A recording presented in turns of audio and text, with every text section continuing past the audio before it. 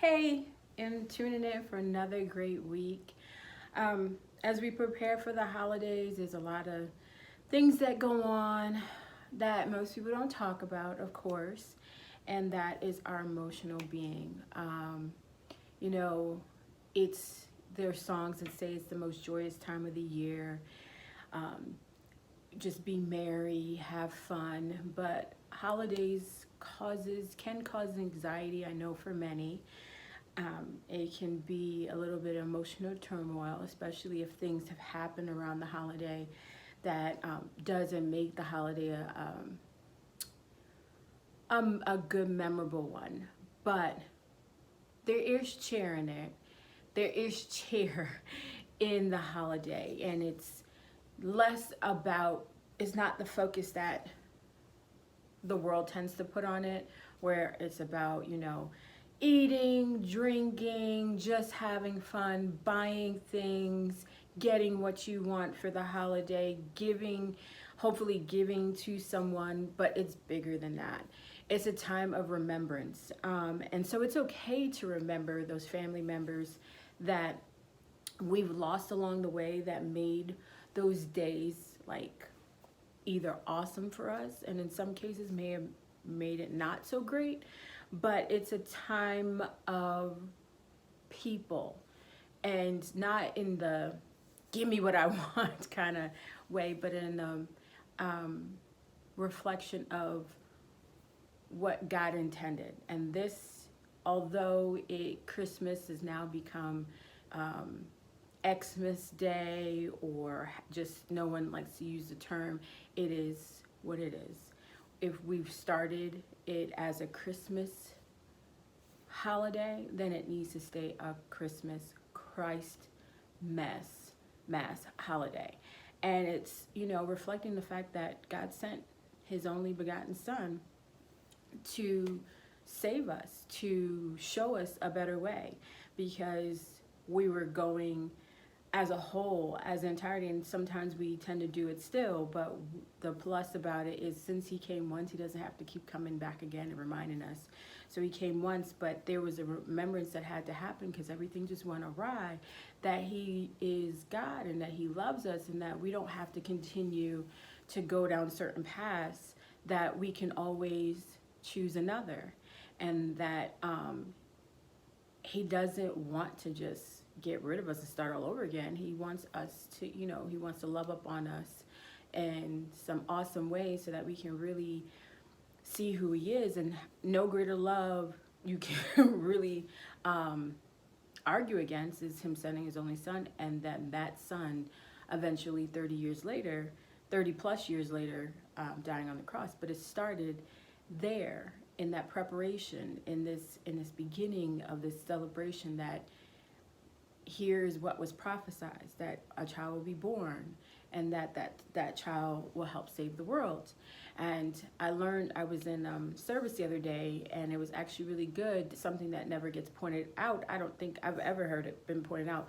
John the Baptist actually helped to lead the way for Jesus to come. And so I say all that is a remembrance of how awesome God's love is for people. That's why it's important. The holiday is more than gift giving and eating and all that stuff. It's about people remembering what the love is out there. And so where does that love start? So I said all that just to get here. That love starts right at you. That love needs to start internally first. It's hard to show people love if you don't love yourself. And I know it's hard to sometimes love ourselves if we've been beaten down to not really honor and respect who we've been created to be, because someone's either tore us down, said something negative to us, made us feel undervalued, caused some type of hurt that can turn into something negative rather than, where we were supposed to go down this positive road. There are things in life that sometimes just cause us to go a different way. And so here's a time where we should take a reflection of what peace and love looks like within our lives as an individual. And it may not be always being around a lot of people. It's great to be around people, especially those that love you. and those that want to honor you, and just like you would have to return and do for them, so that you can really see why he wanted a camaraderie amongst people, that he says, do not forsake the assembly of the church. The church is not the building, the church is individuals. So when we come together as individuals, here we are as a church, we represent the church even as individuals walking, our daily lives. And so don't forsake the assembly. Why? Because you can be encouraged in really good groups. And so this is a time to reflect on, who also you have in your life that might not be pulling the best out of you, allowing you to see love and to see peace, for you to see yourself. Good friends allow you to see yourself and really, help you to check in and see how you're valued, because each one of us brings value into the earth in a different way. And that's where purpose comes in. We're trying to figure out what is that value we bring to the earth. So when we're talking about purpose, we're trying to see, here's we talk about value, where's my value? We tend to kind of identify value when we're talking about relationships, like what do we bring to the table? What do you bring to your own table? What love do you bring to your own table? And so it's not, yes, we can think about the past, like what is it in the past that, what is it that I loved as a kid? What is it that happened? It's great to, now I'm going to put that plug in for therapy. I think it's important, no matter the skin color, no matter the culture, no matter the background, that therapy is important for you to talk to an unbiased person in your life that is certified to help you, and to share the things that have occurred. And it's not like you're sitting there and you're like, and then when I was 2, and then this, you just don't know how that conversation will happen. And from a conversation that might be just about your day, because it doesn't mean you're telling about your past. Sometimes you're just talking about your day. And in that, you reveal things about yourself. And they're able to point things out that helps you go, well, maybe you could do that better. And maybe have you thought about why you do that? So we can really not to dig and say, oh, I'm messed up, but kind of tap in on releasing things that we should no longer hold on to, and pulling in things that we need to really pull hard on, which normally boils down to self-care, self-love, self-recognition, where you're able to be the best you. When you are in your best state, in your most healthiest state, you bless others. And then when they see your beauty, they want to know, well, where does that come from? How do I get that? And then you get to point them in the right direction, whatever that direction may be. So that was my shameless plug on therapy. But so let me bring it back. Like when we reflect on ourselves and when we're really trying to see where we are, because it's a great time to really see where we are. Not the beginning of the year, towards I think the end of the year, even, you do your monthly checks on yourself, your quarterly checks, whatever it looks like. But you really come to the end and you get to go, well, here's what I did this year. Am I proud of these things that I've done? If you want to break it down to a year. I like looking at my life in a totality. I think it's a stressful moment when you break your life down per year, because then you expect that you're supposed to do like a million things in 300 and however many days is in the year. I sometimes be like, wait, how many days in the year? 365, right? Okay, so you think you're supposed to take care of it all at one time. Everything's not going to be done. We're not, we have this microwave society that everything's supposed to be done now. But that's not the reality of life. If we look at our lives and really look at where we are and how long it took for us to get there, then it wasn't overnight. Your growth is not overnight. So if you look at yourself as, you're not your 10-year-old self, you're not your 15-year-old self, you're not your 25-year-old self, for anybody that's older. But those that are listening at those ages, you can look at your life and go, I'm no longer that, so I can't, so here's my growth. How do I reflect on my life and say, well, when I was this and now here I am, what's my growth? What have I done? In a positive manner, whatever it may be. You may have finished school, learn something new, but you didn't know that a year ago, 2 years ago. So here's the gratitude. Gratitude not only for God, sustaining your life, but gratitude for yourself. Gratitude for being in a positive state to do some awesome things and see something new in your life, because you can't learn something new unless you make that choice. So we all have to make choices for a better us. So when you take each year to do a reflection, not necessarily to reflect on the year, but in some cases, like myself, I feel like this year was such an impactful year that I was able to really go, I remember how I started this year out and it wasn't looking good. But to be in a joy and peace at the end of the year where I want to see so much more, that's better than how I started out.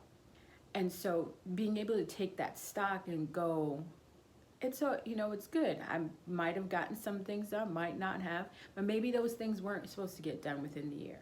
It was great for you to write down those goals in the beginning, but some things are going to take just a little bit longer because you may have to learn some things in between to really hit whatever it is that you have to do. So that's why I say you don't beat yourself up. You stay in your present. You reflect on the past to give thanks, to see where you've come from, and to appreciate where you currently are so that you can love yourself for who you currently are.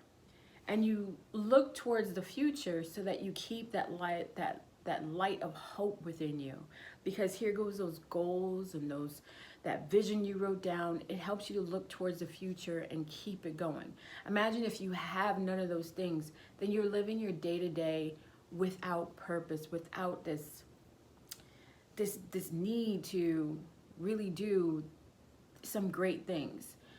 Even if you're looking towards just the simple things of saying, I'm going to Six Flags this next year. That's something to look forward to. But if you're not looking forward to something, it's like a slow dying that a lot of the times happens. And you don't want that to happen. I don't want that to happen for you. So you really have to, whatever it may be, you want to start journaling. You want to start painting. You want to take a class. You want to, like this year, I wanted to learn how to skate.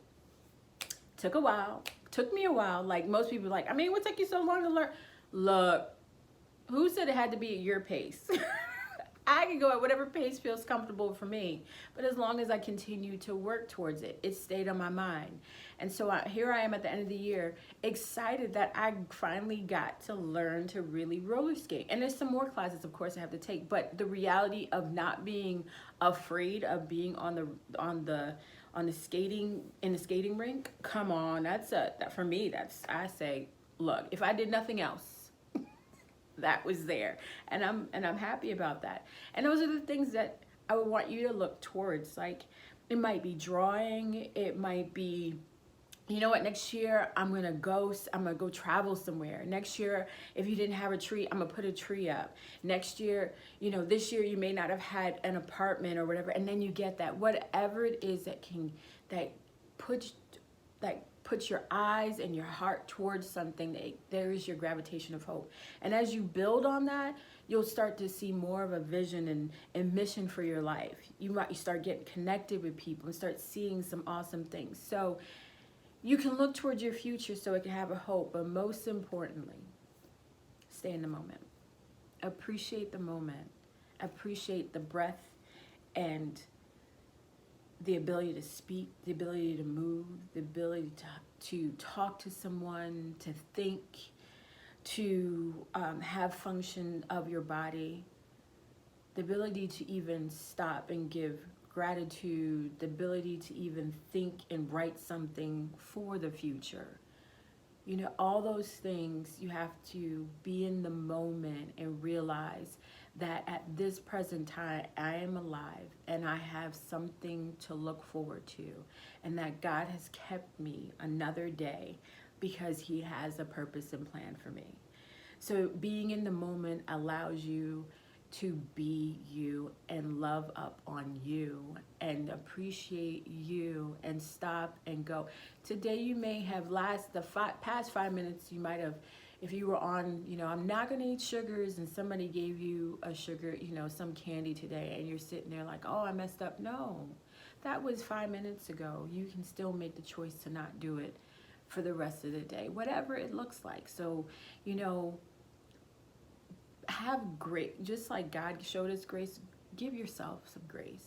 Give yourself, be patient with yourself, but keep looking and keep hope and looking towards the future, but with the appreciation of who you are right now, and taking the time to really work towards that. So like for instance, like to just better put it in place, if you're thinking about, you know, maybe writing a book, starting a podcast, starting a class, here's your present moment. Here's what your vision is, right? It's out this way. But in this present moment, what can you do? In this present moment, what can you embrace? You can go start looking, writing down what classes you want to take.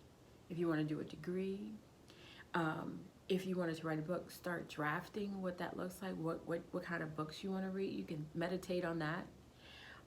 And don't talk yourself out of it. That's you being in the present moment.